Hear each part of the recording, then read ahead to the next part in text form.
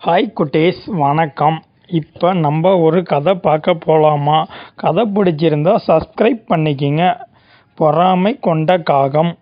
ஒரு மலையின் அருகே மரங்கள் நிறைந்த அழகிய மேய்ச்சல் நிலம் ஒன்று இருந்தது. அங்கிருந்து மரம் ஒன்றில் காக்கை ஒன்று கூடு கட்டி வாழ்ந்து வந்தது. அது தினமும் அருகிலிருக்கும் மலையிலிருந்து கழுகு ஒன்று விரைவாக மேலும் கீழும் பறந்து சாகசம் செய்வதை பார்த்து வந்தது. அக்கழுகு ஒரு நாள் ஆட்டுக்குட்டி ஒன்றை காலால் பற்றி கொண்டு உயரே பறந்து செல்வதை வியப்போடு பார்த்தது காகம். கழுகை பார்த்து பொறாமை கொண்ட காகம் கழுகு போல் சாகசம் செய்ய எண்ணி ஒரு நாள் உயர உயர பறந்து சென்றது.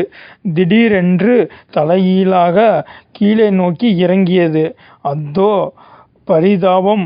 காக்கை தன் வேகத்தை கட்டுப்படுத்த முடியாமல் மின்னல் வேகத்தில் தரையில் மோதி தன் அலகையும் இறக்கையையும் உடைத்து கொண்டது.